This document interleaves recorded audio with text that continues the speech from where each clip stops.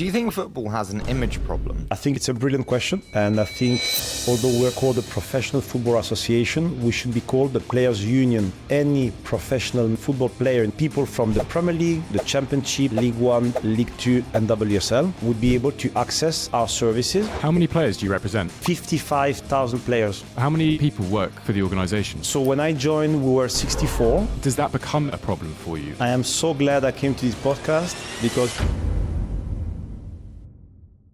Maheta, we are so excited to have you on the show today. First, thank you so much for joining us today.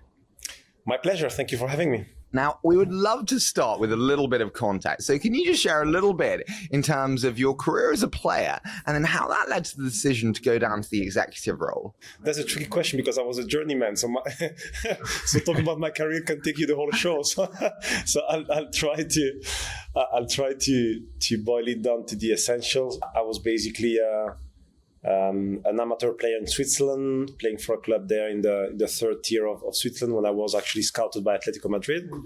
That was when I was 18. So I left my little village in Switzerland to go and play for Atletico Madrid, which, by the way, was not the Atletico Madrid we know today. The club was in second division at that time. So it was the 1 year they spent in second division. So that's how people sometimes evolve, an institution evolved. No? So basically I moved to Madrid when I was 18. Which was such a revelation for me on a personal level and on a professional level. It just, I think, opened a completely different world to me personally and professionally. I spent 2 years playing for Atletico Madrid. I then went to Germany for a year, played in second division in Germany. And after that, I fulfilled the dream, which was to come and play in England. I was one of those guys who always dreamt about playing in England because of the culture that you have in this country, because of how the fans treat the player, because of the tradition, and I had the privilege to be able to come and play here. So I signed for Brighton. And again, not this Brighton. The Brighton was playing with Dean, the Brighton that was playing with a running track, the Brighton that, were training at the university. And it was not this Brighton. I'm saying that because I think, this club needs to be given credit and the management need to be given credit for what they've achieved because it was not this Brighton. So I signed for Brighton for 3 years. But as I said to you before, I was a well-intentioned player, but I think the performance did not always match my good intentions. But correct me if I'm wrong. Sorry, just with Brighton, I'm pretty sure you're a bit of a hero on the terraces for one of the goals you scored. Is that not? Was it not the quickest goal, or I'm sure there was something about it? I'm a hero because I must be one of the only players who scores some quickly, but then never scores again. So yes, I scored after 12 seconds. On my English debut away from home at Reading, which then maybe sets a level of expectation that I wasn't able to fulfill, frankly speaking. Sounds like my love life, Maheta, don't worry. Don't get me going. and then I went on loan to Lincoln City under the late Keith Alexander, which was fantastic. Such a fantastic guy, a gentleman, as you know, one of the first black coaches in England, a fantastic guy. I then went on loan to Oldham with John Sheridan, completely different character, as you can imagine. Nice guy as well, but completely different character. I went on loan to Wrexham. I always say to people recently that I was part of the journey. The problem is that I was part of the journey downwards. So I contributed to kill the club completely then for them to be able then to rebuild. So bad that they've had to make a TV show out of it to get them back up. So I went on loan to Wrexham, and then when my contract at Brighton came to an end, I think I had the courage to face the fact that the career that I was having was not possibly the career that I would have hoped to have. I had played in all division in England except for the Premier League, but only played, not played well. There's a difference between playing and playing well, and the reality is that I played Championship, League One, League Two, even Conference, because I went to Grays Athletic for a month. And the reality is that I think I had to make a choice, or at least I compelled myself to make a choice, because at that time I also finished my studies. So I was fortunate enough to have a dad who said to me that being a football player was not a source of pride. For him, as a very kind of disciplined and strict African dad, it is about education. Don't tell me about being an artist, being a player. No, it doesn't matter. to reach where you need to reach in life, in his view, and I agree, you need to have education. So become a lawyer, become an engineer, become a scientist, become whatever you want, but you need to finish your degree, you need to have education, and then from there on, if you want to be a guitarist, you can. If you want to be a football player, you can. But for him, that was not a way that would guarantee a future to you, and hence I studied whilst I was playing. And I finished my studies at the same time as my contract at Brighton came to an end, and that was a time where I had to make a choice, and I made the choice of moving on to a different career. When you actually were finishing off the playing career alongside the studies, was the time available for you to put everything you needed to do that? Could you fit it around training and actually playing the professional game while also getting that degree? The reality is that yes, and in fact, I think the reality was that in my generation, I don't think that you could really call us professional in the sense of having like a full-time everyday job. That's my honest assessment of the situation. It was a situation where you train from 10 to 12, and then it was a race to see who would leave the training ground first. That's the reality of what football used to be. Nowadays, it's a completely different situation. I mean, the lads and the ladies, they get in like at 8 sometimes. They have breakfast. They measure everything, the fat level, the weight. I mean, the level of control is just brutal. The team knows how much they slept. They will do like sometimes a urine test. I mean, the level of is just unbelievable. They get there at 8. They have breakfast. They have their pre-training activation in the gym. Then they train sometime for 2-3 hours. Then they come back. They have the physical treatment. Then sometimes they have lunch. Sometimes they have a video session, and they will leave the training ground at 3, 4, 5. So now they have a proper, in the sense of they have a proper kind of full day job, So when I was playing, the reality is that you had time. The problem that you had is at the time, so your schedule would not match the schedule of the university. That was the problem. So the courses would be in the morning. I'm training in the morning. I have time in the afternoon, but there are no courses in the afternoon. So the problem was not a problem of time. It was a problem of schedule clash, The clash of my schedule as a player and the schedule of the university. But then the reality also was that I had an amazing girlfriend who is now my wife. And the reality is that for the first 2 years, I was going more or less to class when I was in Madrid. But then after that, she would literally send me the books and the notes. I would study on my own and just fly back and forth for the exam. Really? From Germany to Madrid, from England to Madrid. That was the reality of the fact. Can I ask, in terms of like the different countries' approach to education, you have a lot of European countries with your Juan Matas of the world who get business degrees, get different degrees in many different forms. And then in England, that very much seems to not be the case, where it's so early that they are selected from ages of 6, 7, 8. Why does the UK not have the same approach to early business degree education that Europe does? If I'm honest with you, I don't think that the situation in the UK is bad. In fact, I'm a trustee of the LFE, the League Football Education, which is the institution that provides bespoke training for the scholars between 16 and 18. You don't have that in Europe. You don't. So what you need to do is try to juggle somehow and figure out how you're going to be studying. Whereas here, you've got the bespoke program that kind of adapts the content of the program to your needs as a footballer. I think that's good, but what I disagree with, for example, is this idea that people assume that by default you need to do a BTEC. I say, why? My parents would never have allowed me to play football if I would not guarantee A levels.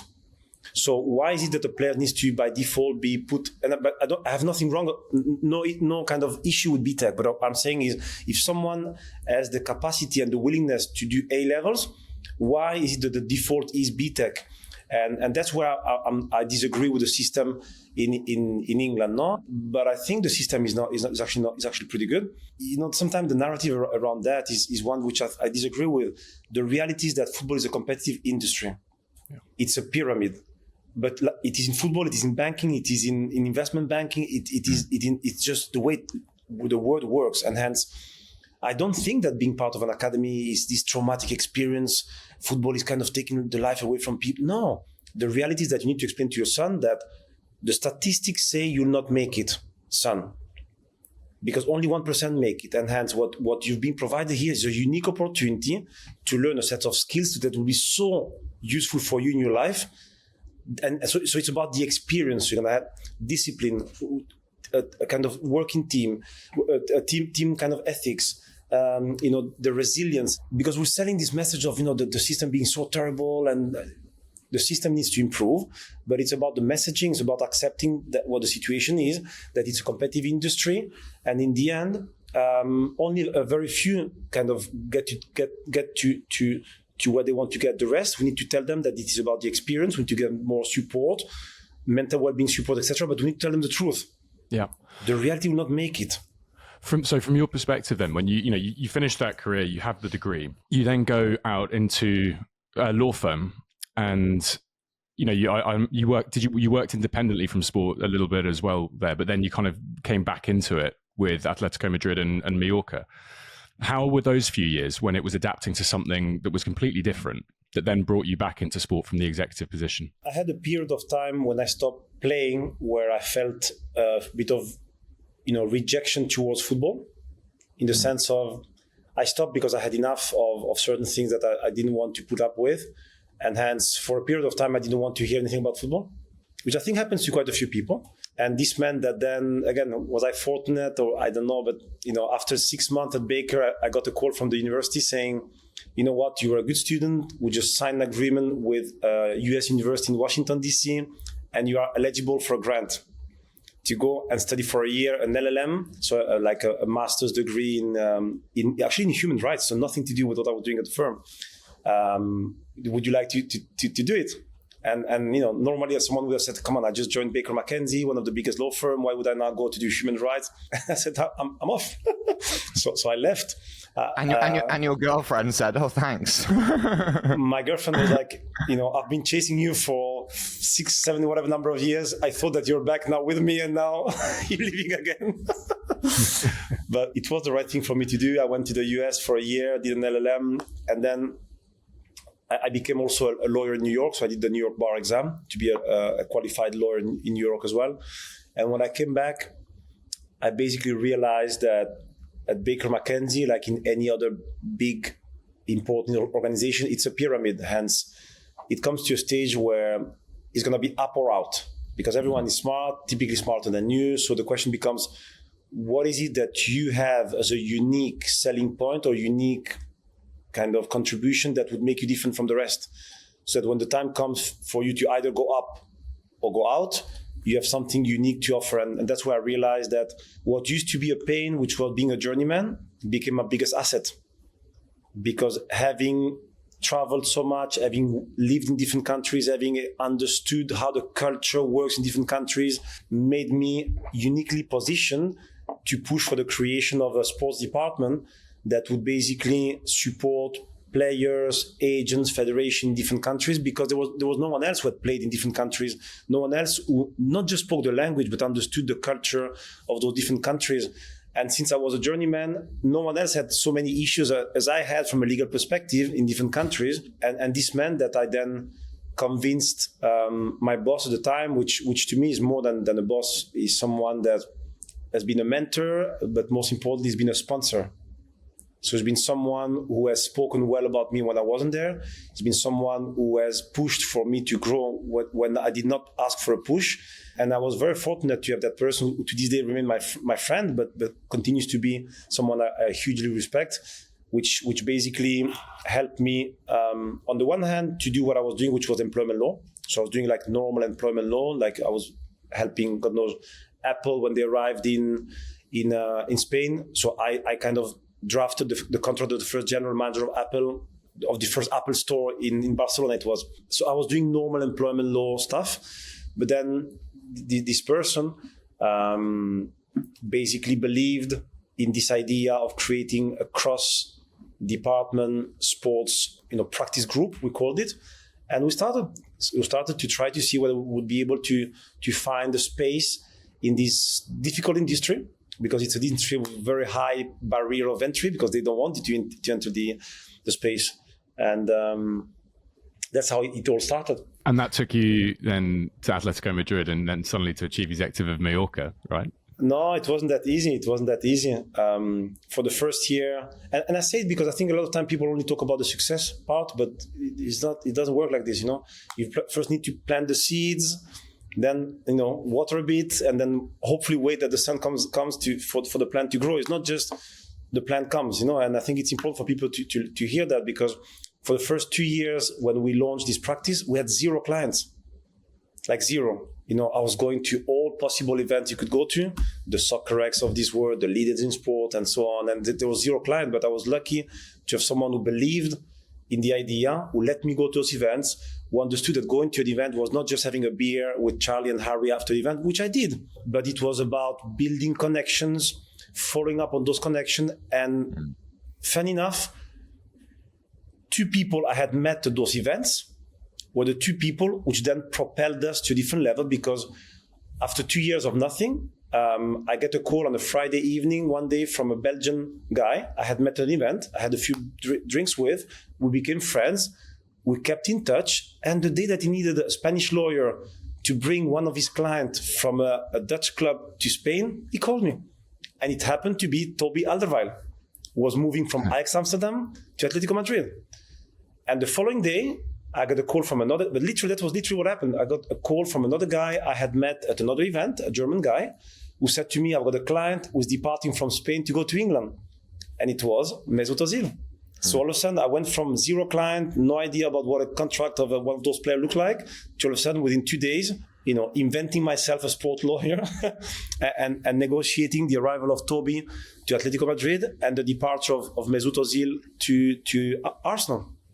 Can I ask you, just in terms of mindset, when you're going to those events and you're not getting clients and you have no clients to start with, and then also when you're in your playing career and respectfully, as you said, the quick goal but no goals afterwards, when those times weren't working and traditional people get down or demotivated, what did you tell yourself when you left events and you still had no clients? Like, what was that mindset talk? Adversity kind of motivates me. I know it sounds a bit weird, but when I feel that things are not going the way I like, I'm actually fired up, and I'm someone who is very determined. I think I'm resilient. I try to see the big picture, if you wish. I'm not someone, for example, I think there's never a bad meeting. Yeah. You never know who the person going to be meeting, could open the door. So for me, I didn't see it as, I'm going to place, there's no client. What I was thinking, I'm planting seeds that one day will become a plant. I'm convinced about that. But I need to plant the right seeds. I need then to water them. And for me, watering means following up on that first beer I had with Charlie, which a lot of people are not good at. They're good at having one beer with Charlie, but they're not good at finding ways to keep in touch with Charlie, to create a relationship with Charlie. Not just in the good time, because it's easy to send a text to Charlie when you just won an award. It's about, and the thing is that I genuinely care about human beings. So I'm not testing you to try to build a relationship because I want to take advantage. It's just, this is one of the things, I'm just like this. But this happens to be a feature which is very helpful in business as well. Because trust me, Maheta, no one just has one beer with Charlie. It's okay. We're working in impossible realms here. He's a big man as well. Don't enter that race. Well, I meant having a beer on consecutive days with Charlie, not one after the other in the same night. Oh, right. I'll do that as well. It's I think it's really interesting because it probably feeds into maybe then why that relationship and the importance of people brought something like the PFA into the realms of your ambitions and kind of interests and how you can then contribute from the sports background into then the business side of it. And I guess the PFA is probably the chief executive of the PFA is one of the biggest jobs in football, but it's also probably one of the ones that people know the least about. So, I think because we're touching on it quite a lot, it'd be great just to hear from you what the role of chief executive of the PFA actually is, and by extension, the role of the organization itself. I think it's a wonderful question. I think it's needed because even just the fact that we're called a professional football association it's causing confusion. So people don't know if it's the FA, the PFA, the Premier League. People don't possibly know who is who in the football ecosystem. So in reality, although we're called the Professional Football Association, we should be called the Players Union, because then it will be clear as to what we do. So what we are is a union, meaning that any professional male or female football player in this country would be able to access our services. And this means people from the Premier League, the Championship, League One, League Two, and WSL. So our remit is professional football. And for as much as I'd love to look after the entire world, this is not part of our remit, and it's important. So we only look after professional football players. It's a question of just the scope of our bylaws, if you wish, but that's the way it is, because sometimes people are a bit misled, We do not have the ability to make decisions on VAR, because people ask me. We don't have an ability to... So we are the voice of the players in any discussion which affects them. And you say to me, what does this mean? It means that on a Monday, I can be talking to Baroness Sue Campbell about women's football. On a Tuesday, I can be talking about mental well-being and how we can support players, because there's an issue around, for example, snus consumption. Snus is this tobacco-based product that they put up their kind of... We're Scandinavian. In Norway, it's a big thing. I mean, the consequence of that is just, honestly, it's just the gum goes, throat cancer, mouth cancer. I mean, and the players are not conscious, and we're talking about a huge amount of them who do that. But anyway, on a Tuesday, I can talk about mental well-being.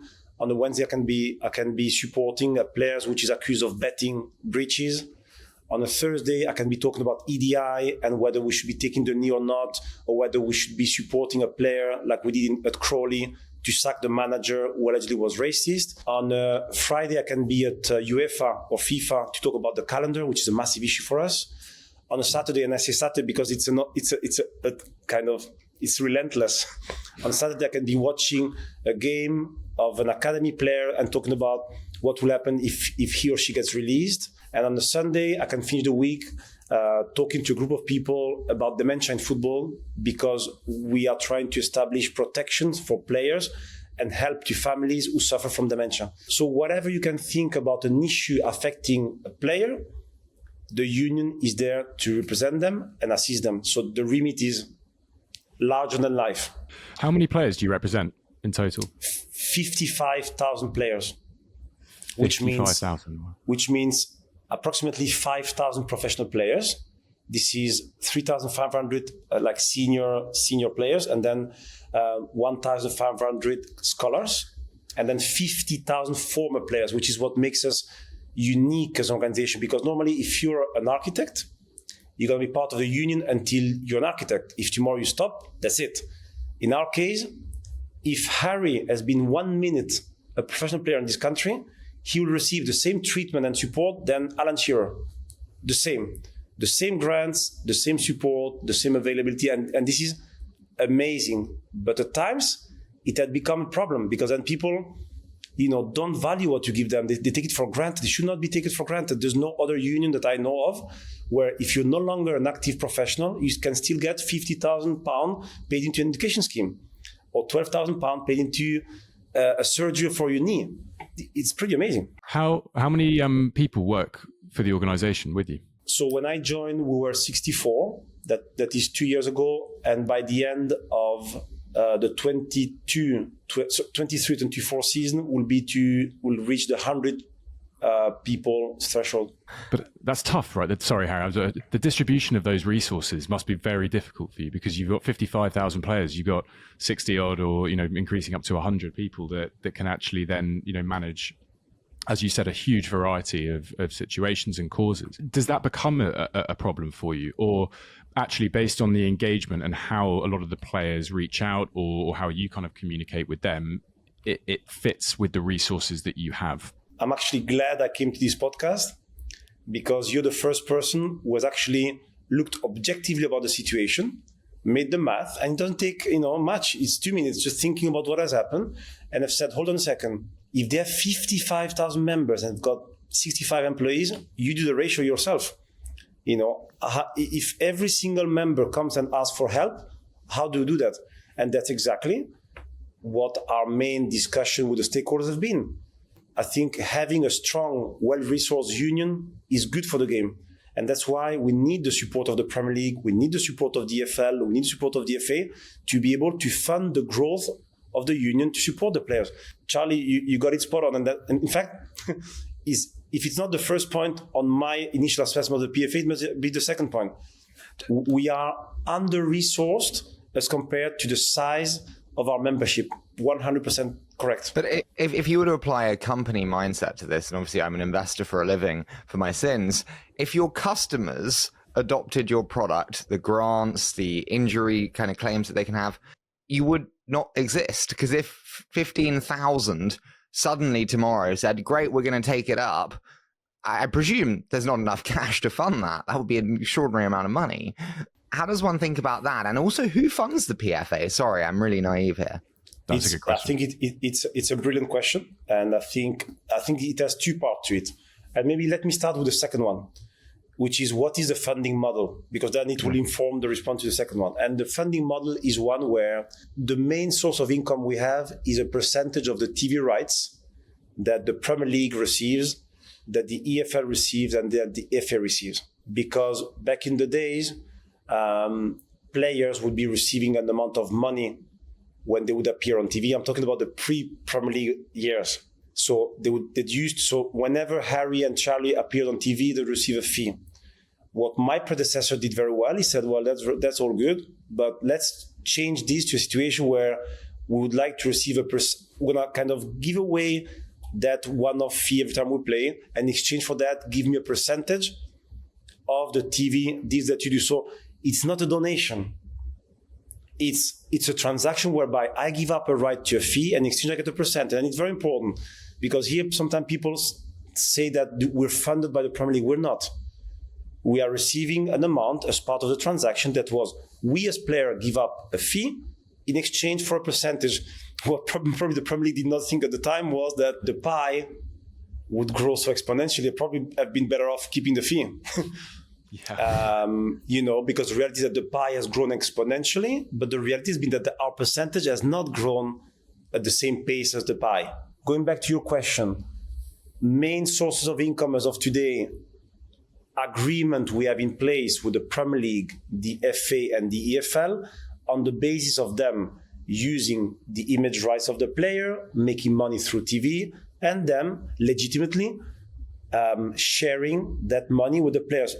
Because, by the way, in other countries such as Spain, it is by law that the league has to share the money with the union. So the next question is, how do you cater for all those needs if you only have that? I think there are two things. One, the reality is that the Premier League, the FA and the EFL need to share more of their money with us.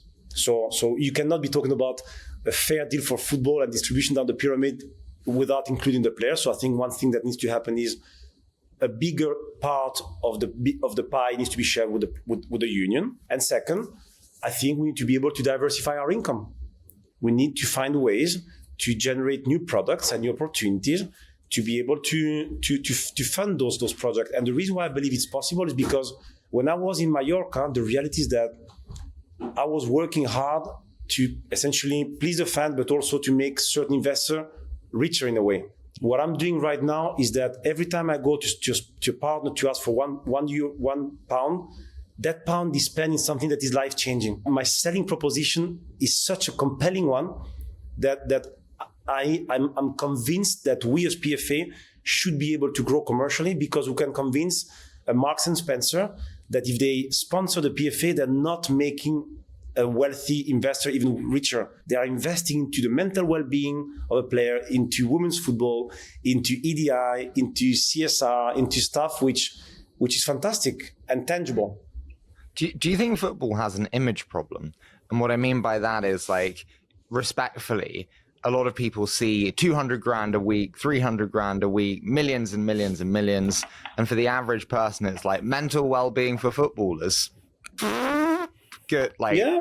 Okay, and I'm saying that's wrong because it's also just the 0.1%. I don't know. Do you think that there's an image problem where actually more people need to understand the challenges that many face in that respect? I think it's a natural human reaction to think, come on, if you're making 200 grand a week, come on, get on with it. And like my grandmother would say, it's easier to cry in a leather sofa than to cry on a wooden chair,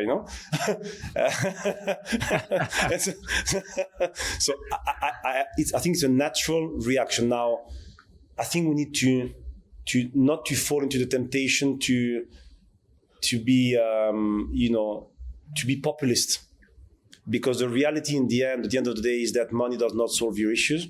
In fact, I would claim that a lot of very rich people are the ones who are the most unhappy, because a lot of time, yes, you have the money, yes, you have the fame, but that's not what makes you happy. That's the reality. And yes, you'll tell me it's easier.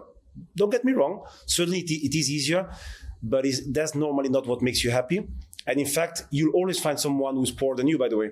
So the same guy who's saying that to me would be the same guy who would say, would have someone poorer than you to say, come on, because, so I'm from the Congo. Trust me, I'll find millions of people who say to a British guy, come on, stop complaining because you live in the developed world. So that's parallel of, there's always someone richer than you who shouldn't be complaining. It's easy to kind of go down that path, and it's very populist, and it's demagogy, and brings nowhere. I think what we need to be saying is, guys, when you make 200K a week, you need to accept several things. First of all, with money and roles comes responsibility. Of course, we need to look after your mental well-being, but you need to have a threshold of resistance above the average of a normal person, because otherwise you're not able to play in front of 90,000 people. You're not able to take a penalty with responsibility. This is part of your job. There'll be a fine line as to what is part of your job and what becomes a mental well-being issue. So I think the threshold of resistance and resilience needs to be higher, and typically it is higher. That's why they are where they are. I think we shouldn't be fall in the temptation of just thinking that being a footballer is just 11 people in shorts running around, and they're idiots that don't have any training and they're not have any education. The reality is that the type of intelligence you need on the pitch is a question of intelligence. So I'll give you an example of myself. Very good academically, you so dumb on the pitch you don't want to understand how bad I was in terms of my decision making on the pitch. Even the guy who is a sub at, God knows, like me at Wrexham, is someone who has left 3.9 million people behind him or her to get there. So are they earning a lot of money? I don't know. What I'm saying is that objectively, they're doing something that all of us on this call were not able to do, at least not me. And hence, if those guys generate an amount of money which is there, why is it that money is to get paid to whom? It needs to be paid to the person who delivers the show. And I think it's not a question of he earns a lot or she earns a lot. Is what value is he or she generating? Well, let him earn whatever the value that generates is. But then the envy will kick in, and then the money will kick in, and the popular will kick in. But I think an objective mind need to look at this and say, and by the way, what we don't say is that the bankers, that the lawyers, or which I am, make sometimes as much money as a lot of those players, but they're not as visible, etc. But I can guarantee you, I'll pick you 1,000 investment bankers in the world who make a very significant amount of money, but they're not under attack as players are. So, we need to be a little bit careful with some of the narrative, Sorry, Harry, just to expand on that, because I think that's the problem with how everything is reported though and communicated through the media lens at the moment, where how many jobs are broken down into a weekly wage, and how many jobs, as you say, do you have your wages then put across various media outlets, and people build their perception on the information that they receive, and if the reporting of it and the exposure that some of these young players have, which then builds into this mentality that they are maybe overpaid or in situations of great privilege, and they neglect the other realities of their life. That is something that I'd imagine you, within the structures and kind of support networks that you operate within, have to work with some of these players on. You have to help them operate in a media landscape which puts so much scrutiny on them, and I'd imagine in an increasing amount since you've taken over. It's a two-way street. So it's on the one hand, you need to tell the public what the reality is, whether they like it or not, and that's where I think our role as a union is one where we can take the hit or the heat of the situation. Because the reality is that sometimes you need to say the reality. It's not fair that you make certain comments about them being kind of spoiled millionaire. They're not. Those are people who work hard, who make a lot of sacrifices, and have the talent that maybe most of people criticize didn't have. Bad luck, man. Bad luck. It's just the way it is, and you cannot just keep kind of out of jealousy and envy throwing those guys and ladies under the bus because they're really good people and they deserve what they have. Full stop. Now, at the same time, you need to tell the players that guys and ladies and women, the reality is that you have a job which is a high responsibility job. You represent not just yourself, but people who look and sound like you, or people who came from your country, or people, and hence you need to accept the responsibility here. And if you're not ready for that, you need to do something different. But accept also maybe you're going to be earning less. So you need to understand that life is about rights and obligation. And if you have the privilege to be a football player, it comes with a lot of sacrifices and a lot of exposure and a lot of tough moments. Life is tough. Life is tough. You said about kind of sacrifices and challenges there, and I think back to your comment on how you spend the week and, snooze to gambling addictions to challenges that footballers face. When you look at where you spend your time today, what is the most concerning element that you have to deal with that is rising? Is it gambling? Is it drinking? Is it snooze? What is it in particular that are you most concerned by? I think it's the calendar. The fixture congestion. And I think people want to portray this as only an issue for the big players, but it is not. And I'm going to tell you why. Because ultimately, let's not be misled by the fact that the big players will always find a club. They'll find the big club, they'll move on to a different jurisdiction, they'll be fine.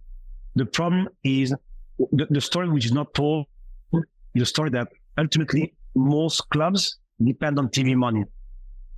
So I give you the example of Mallorca. Out of every 100 euros, 80% was TV money. TV money typically does not depend on you as a club. It depends on how strong your league is, because normally that's the league who sells your rights. And hence, if your league is weak, or if other competitions are stronger, it means that the money that will go to you goes elsewhere. And what we're seeing is that the pot of available money for TV is what it is, meaning the money that goes to the Premier League doesn't go to La Liga. The money that goes to the Champions League does not go to the Liga.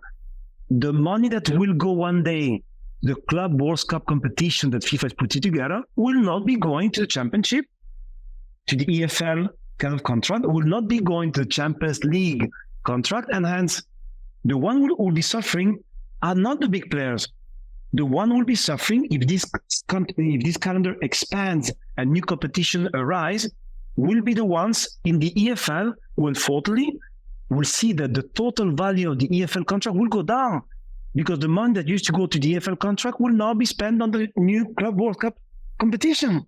The money that used to go to the Champions League will now be spent on new club competition, meaning that even in terms of solidarity payments that used to trickle down from the Champions League, it will be the most humble players, the most humble leagues who will suffer more. And that is the story that people are not telling us about. Can I ask, does that not assume that net inflows of investment are the same? That assumption is that there will be the same level that will be then spread across more assets or more leagues. My question to you is, we're seeing the globalization of football more than ever before. We're seeing TikTok having football as the number one viewed piece of content. Will the pie not just expand very much like it has done with F1, where actually there's just more money all around? I think you need to look at the result of the auction that they had in France, down. The auction they had in Italy, down. The last auction we had in England, where they kept it at the same level because they basically had an agreement with the government not to open a tender, because it would have gone probably down. And I'm just curious to see what the next tender will be. Having said that, the Premier League has grown a lot overseas, so maybe there's money to be made overseas to compensate the local landscape. But if you look around, in France, there's not a TV company able to front those payments because Canal+ is gone. In Spain, there's only one, which is Telefonica, and the last auction was borderline. It went slightly down. In England, you've got a bit more competition. So the TV landscape is a tricky one. I'm not saying that there could not be new ways of making money. Maybe it could be streaming, maybe it cannot. But under the current model of the traditional TV model, I think it's one to be very concerned about, or at least to be conscious that there is an issue to come. But at the same time, if you ask me, the reality that when you look, I was talking to my friends and fellow union people in the US, and they're telling me the NFL with 17 games, 17 total, make, I think, between 10 and 11 billions per year. So this leads me to think maybe we're wrong, or maybe we think that more games means more money. Sometimes less is more. Yeah. Sometimes less is more, because the NFL is making 10 billion per year with 17 games over 6 or 7 months. And we keep putting more games. And when you add up what we make, we don't make that money. So maybe we just start looking at the US a different way and say, we don't just like you about the show that you're doing, but we want to copy your commercial TV rights strategy. Because maybe we're doing something wrong here.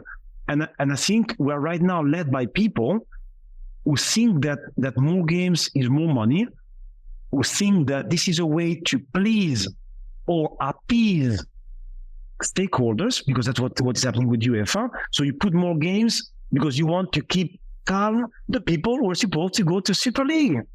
That's what you're doing. But in the end, you're killing the game. And what I'm saying to you, I said to them, so this is the reality of football. And FIFA, you're doing the same.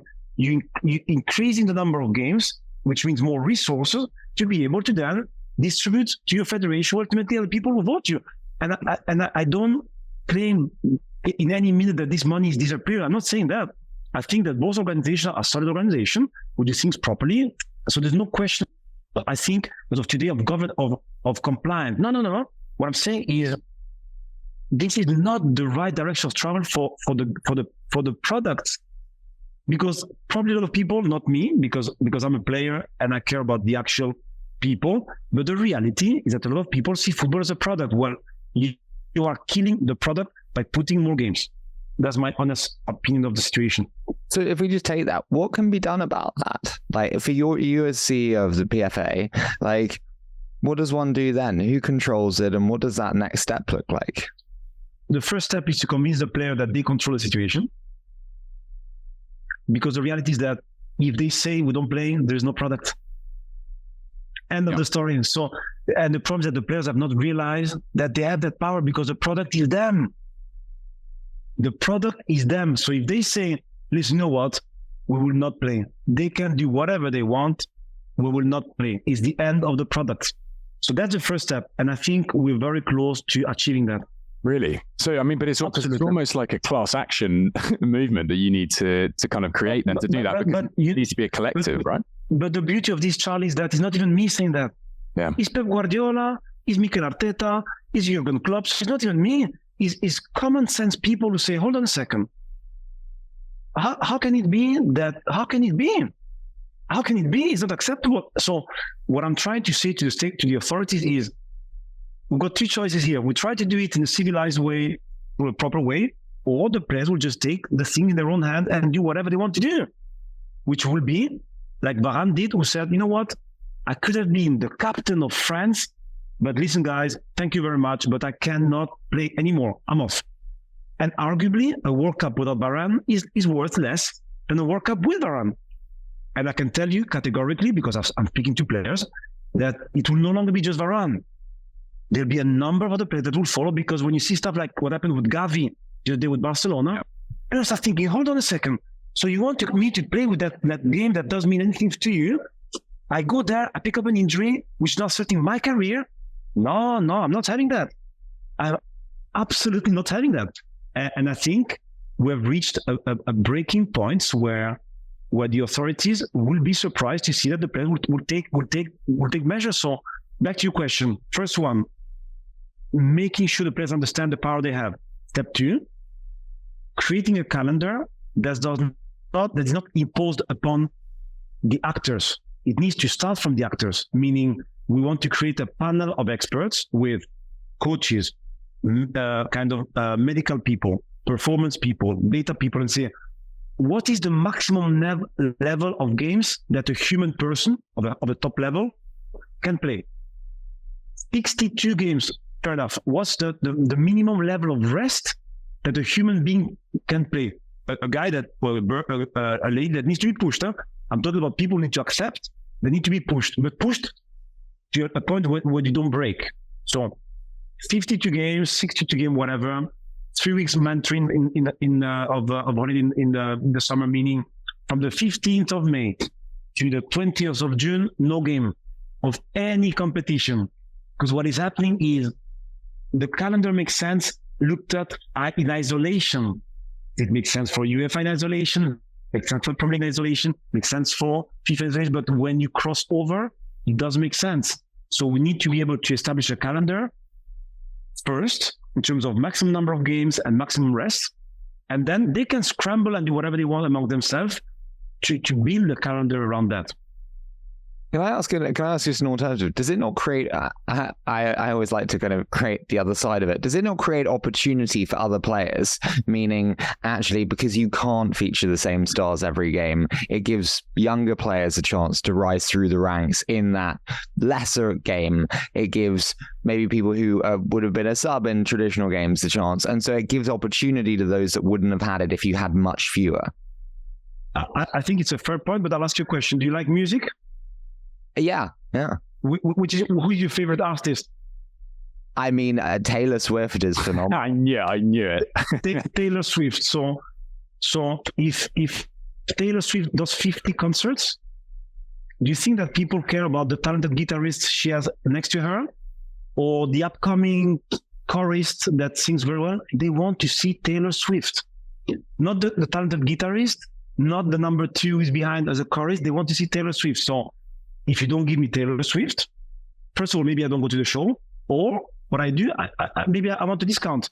Okay, so what's really I come to see Taylor Swift. so what's really interesting there is what's more important, player or club? Is player now bigger than club? Because yes, and it was Chelsea or Man U, and you just want the Blues or the Reds. I love your response, and I think you're absolutely spot on. And I think the reality is that my kids and yours follow players; they don't follow clubs.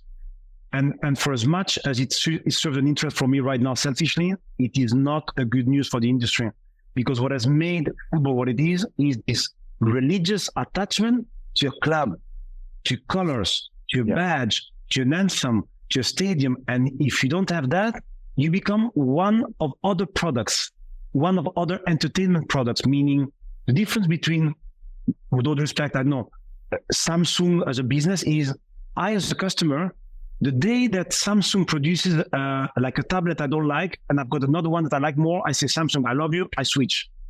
In football, up until today, I would never switch. And probably that's why Apple is successful, because Apple has reproduced something very similar to what we achieve as football. A feeling of belonging, a recognizable kind of badge, a narrative around what you are. So you become a part of the Apple community. We have that in football. Chris Smalling said that when he was breaking through at Fulham, he had Hangeland and Hughes in front of him for a whole season. Fulham weren't in any competitions. They didn't have a cup run, so there were 38 games in the season. And he barely got to play as a young player. And he was then questioning how he was going to get the game time, where he was going to do it, could he achieve what he wanted to do. The flip side of that was Fulham had a great season and they got into Europe. And he knew, guaranteed by the manager, that with those additional Europa League games that Fulham had to play, he would get game time in. He played the next season. He featured heavily. It earned him a move to Manchester United. It seriously developed his career.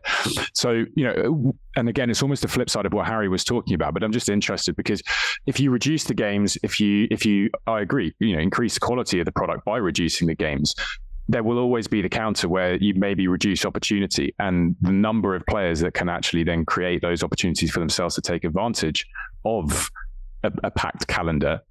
Does that harm academy systems? Does it harm youth football maybe, and how these players are brought in? Because I'd imagine the transfer market remains the same and clubs will still try and buy as many players as they can. I don't know, just got me thinking around that. I don't know what you think. I think it's a very valid point, but again, it's about the story that they've told us. Because the reality is that there were enough games.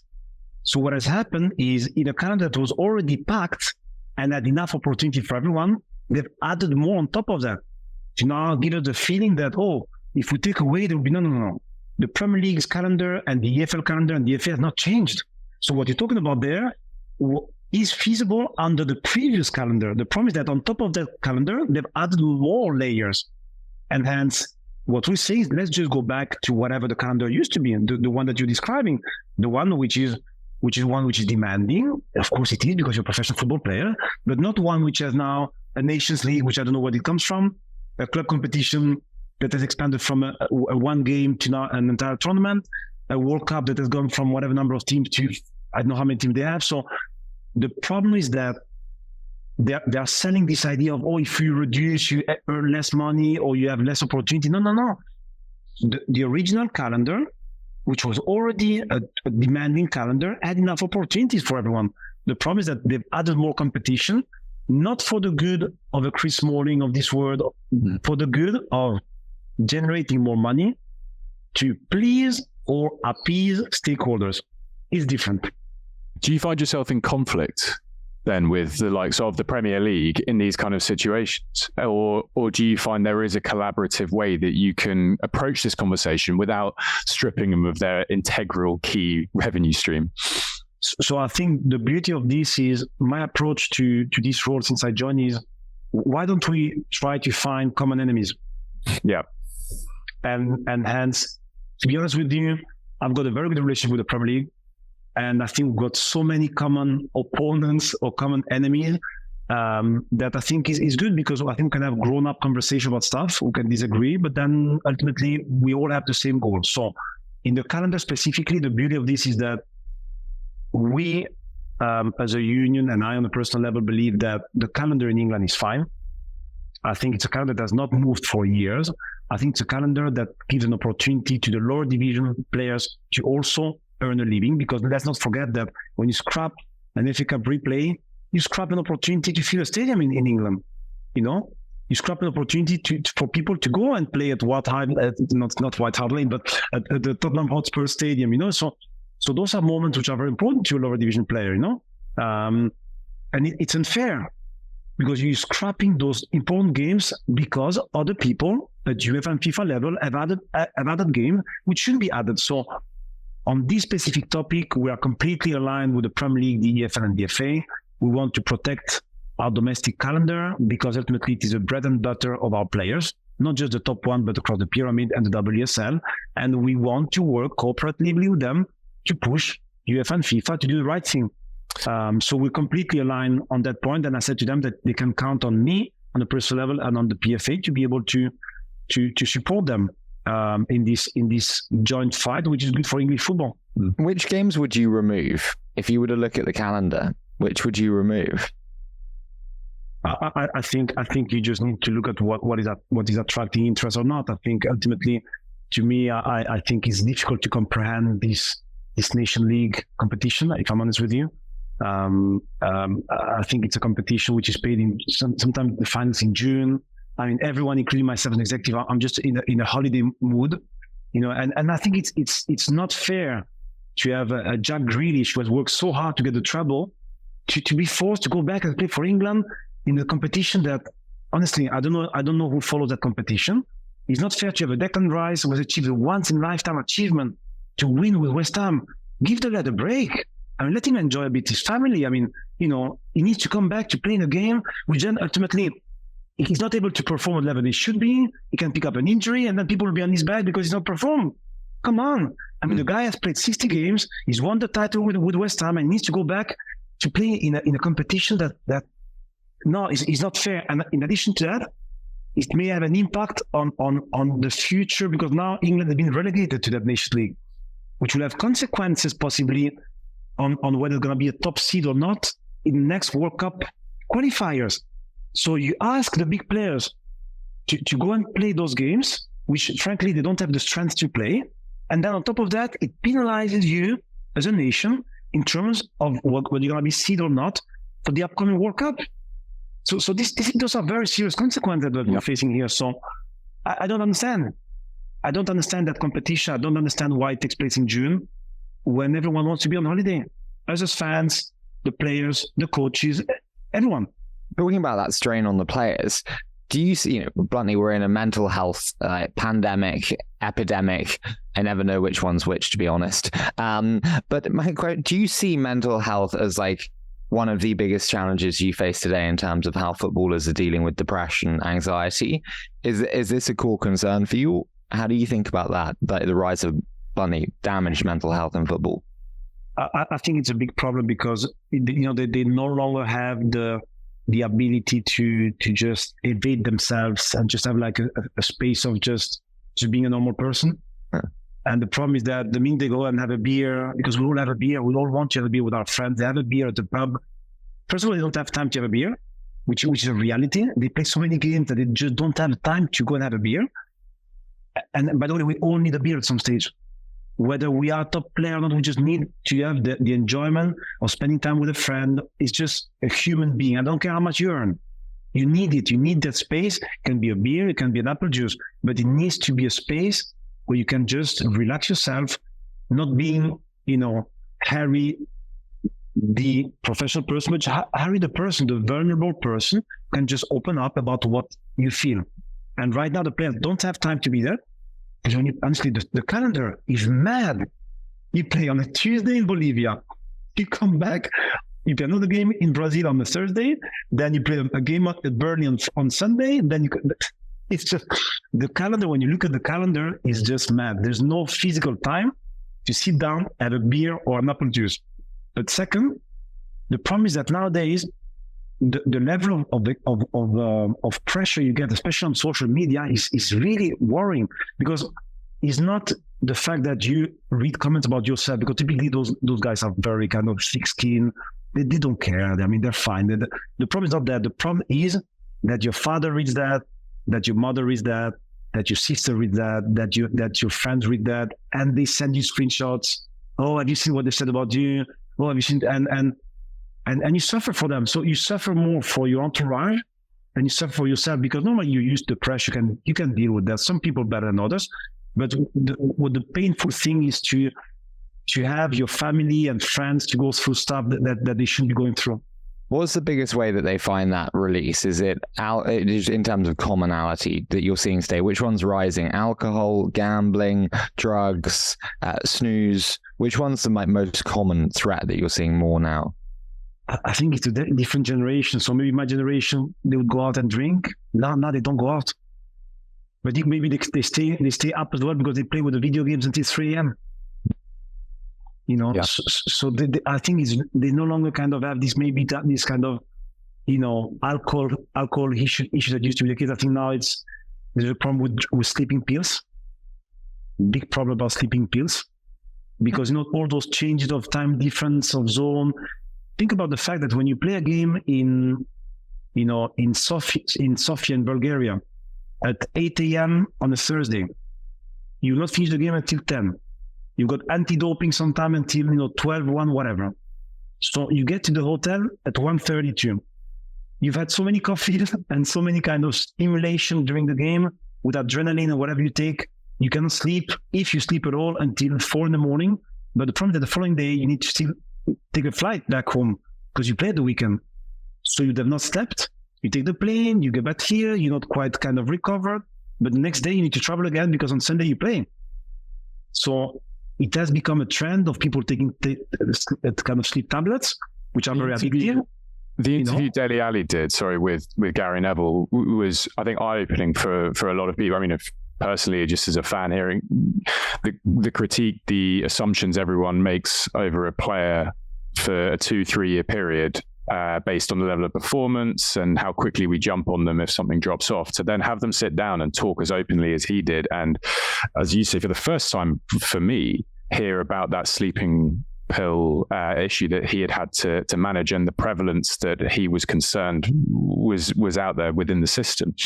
Was that something that you were kind of aware of? Was this a revelation almost within football as well, or has this been something that you have been concerned about for a while? It was a revelation because my generation, we didn't have that issue. Snus is massive. And it has big consequences. The gum goes. Throat cancer, mouth cancer. It's very serious consequence, and the lads and ladies and girls that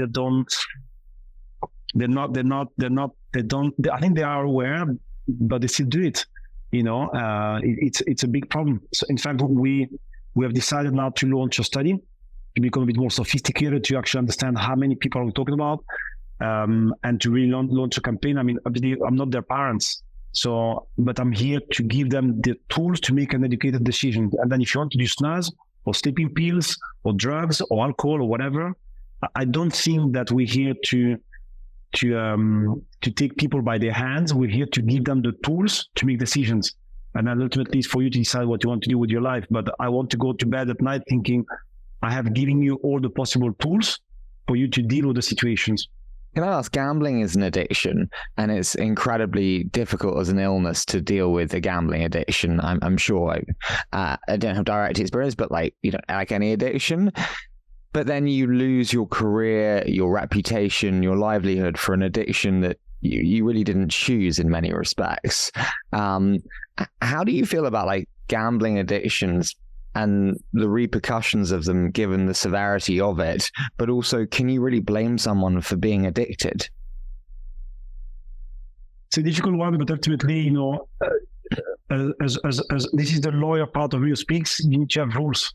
And for as much as you have your own issues at home, I cannot kill you and say, I had a problem, I killed you. Well, there'll be a consequence to that. Maybe there'll be mitigating factors as to the consequence because of your situation. But if you kill someone, you've killed someone. And the consequence to that. So I think that we need to educate players. We need to give them the tools, but they need to understand that we need rules. Society needs rules, and hence I think it's a question of education. It's a question of providing support, but it's a question of making them aware of the fact that there will be consequence, and it's unfortunate, but there will be consequence. And then to me, it's a question of what the consequences are, because it's not a question of not banning people. It's a question of saying is the ban the right consequence? Because maybe it's not that. Maybe the question is let him play, because if he doesn't play, it's even worse. But oblige him to follow a certain kind of recovery path, or bring him. Maybe what we need to talk about is not so much lifting the consequences, but rather the consequences being more meaningful to the person, meaningful to the impact that they can have, as opposed to just a sanction for the sake of sanctioning. But I think that sometime in life when there needs to be sometimes consequences. We've had a few very high-profile cases, obviously, with that over the last year or two. But as the PFA, is this how do you work with these players when this kind of comes to light?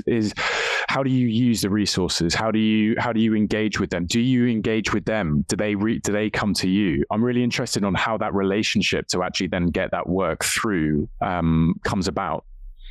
There are different channels. I think the first channel is to build a close relationship so that they feel they can open up to you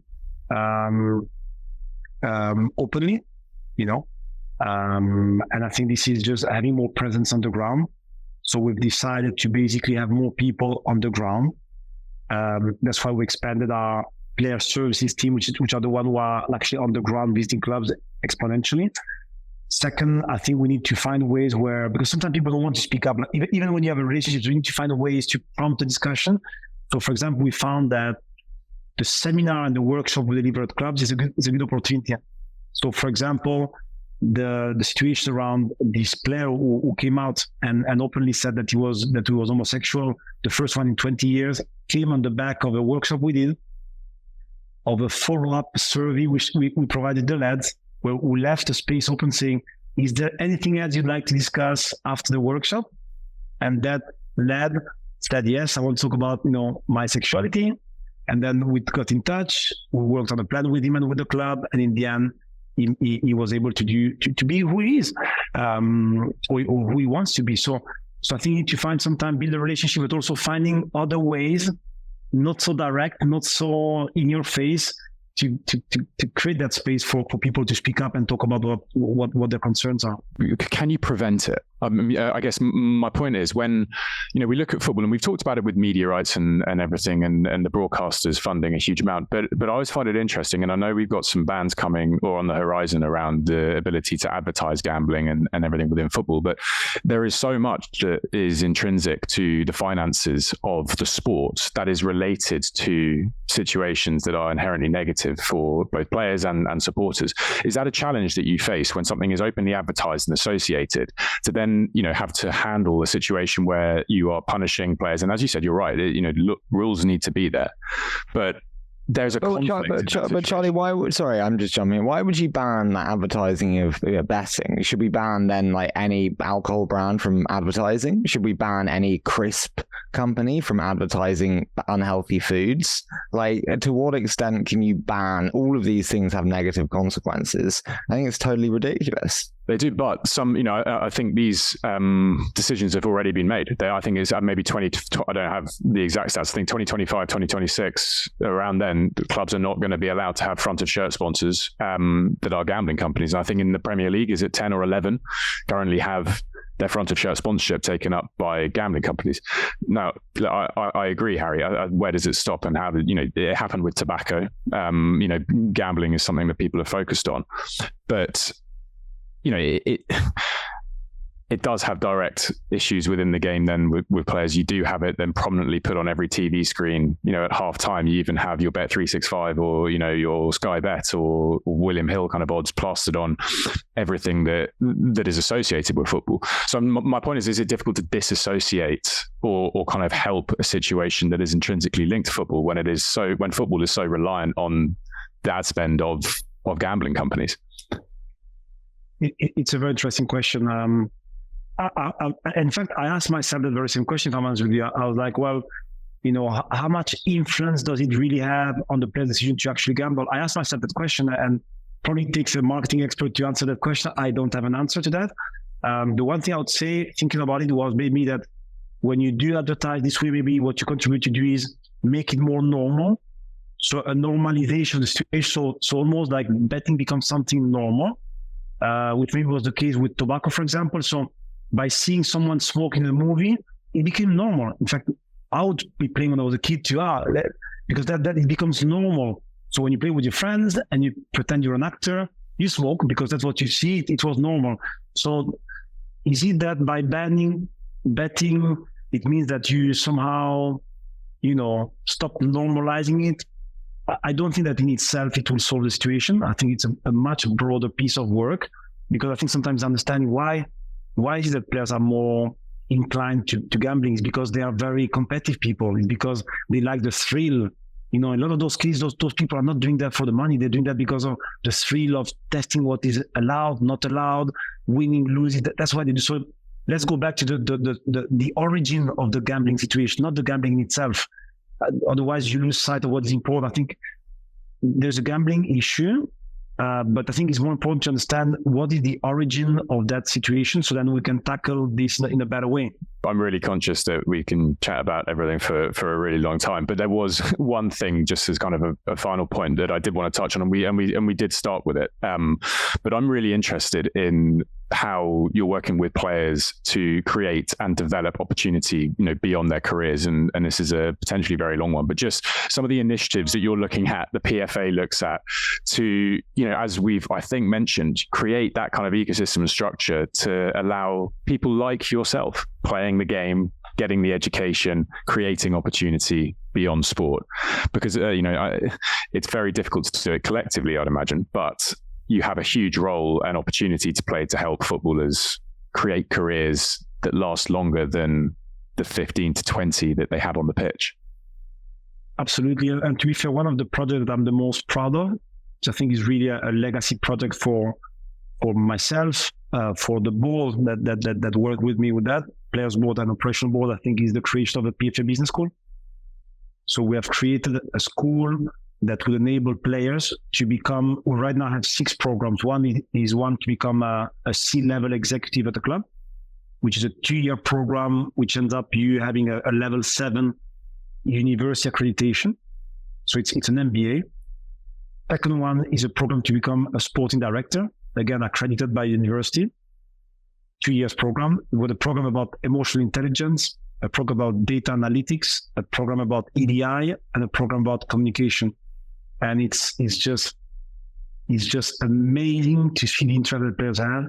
Within 3 months, we have 140 players registered. And I'm talking from Daniel Carter, former England player, plays for Brighton, part of my board, Jordan Henderson, Gundogan, Steve McManaman, Tim Krul. I mean, the level of people are involved, it's unbelievable. The quality of the discussion is unbelievable. The way that the word spread, I mean, it was fantastic because one of the latest people to register was Tyrone Mings. And he got this injury and he was talking to someone else and he said, he reached out and said, I'd love to do the program.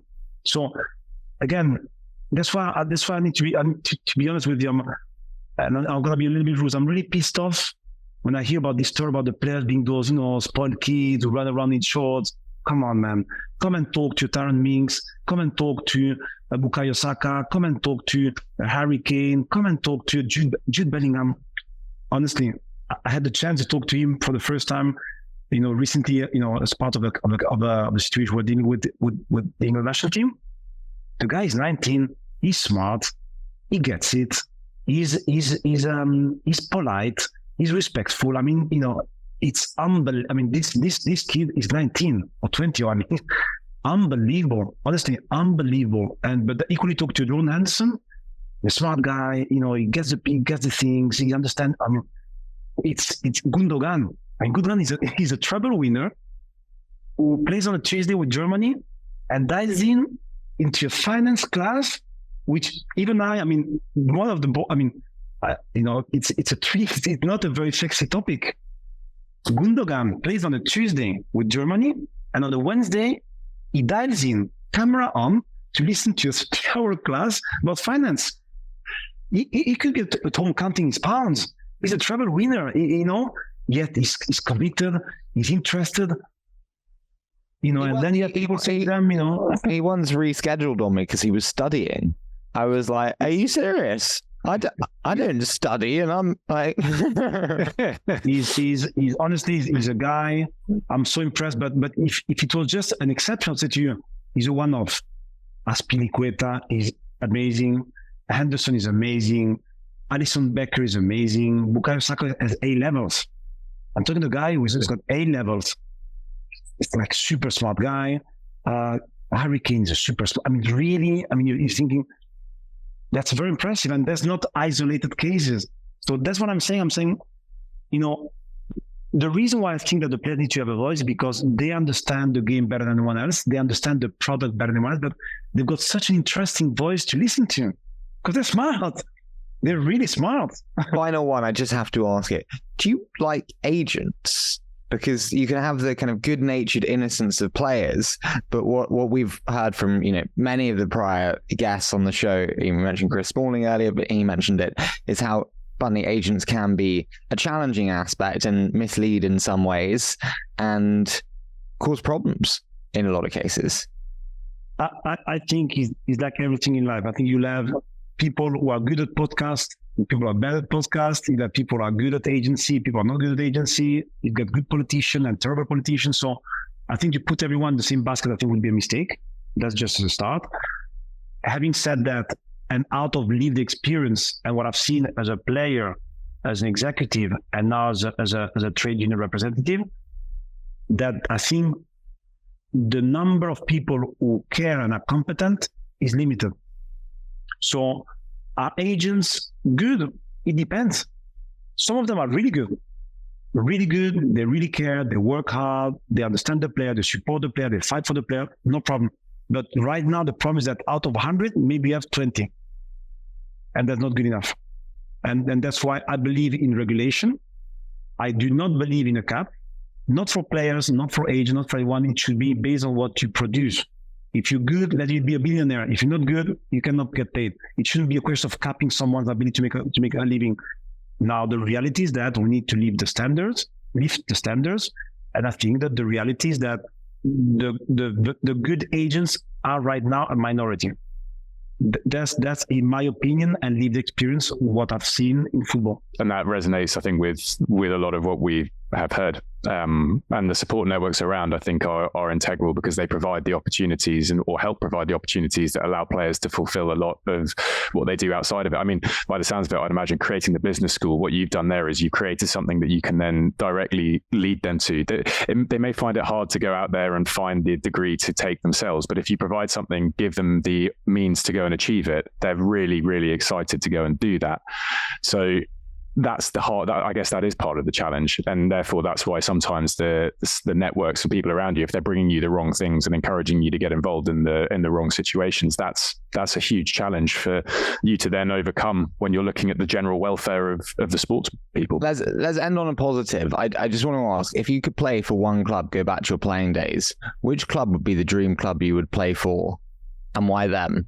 I mean, look, I'll need to go back to my childhood passion, and I need to say Sampdoria. Sampdoria? Yes. Wow. Graham Souness, David Platt, Des Walker. So there's a big tradition of English players who played for Sampdoria. And by the way, we lost the semi-final of Cup Winners' Cup against Arsenal with David Seaman and company, and Ian Wright, I believe, as well. Paul Mercer, I believe, scored. I think he did score against us. And by the way, the Sampdoria lost a Champions League final against Barcelona at Wembley. Additional time. That was the first Champions League that Barcelona won, by the way. But I say Sampdoria because my mother is from Genoa, and since I was a kid, it was always my favorite club. I grew up in the 90s, and at that time it was a big club. It was a club that played the Champions League, a club that won the league, and hence, again, going back to the point we're making, this is the beauty of football. The beauty of football is that, I'm 20 years into the industry, and I still talk about Sampdoria as I was a kid of 8 years old. This is what makes football so special, and that's what we all need to try to preserve. Maheta, listen, it's been fantastic. Thank you so much for putting up with this wayward conversation. You were amazing, and honestly can't appreciate enough the time. Thank you so much. My pleasure. And by the way, you've said stuff that I think very few people have said, and I think you've spotted things which I think need to be spotted and to be said. So I need to thank you for contributing to maybe highlighting stuff that people are not possibly aware of, and anything I can do to help, I'll be very glad to do so.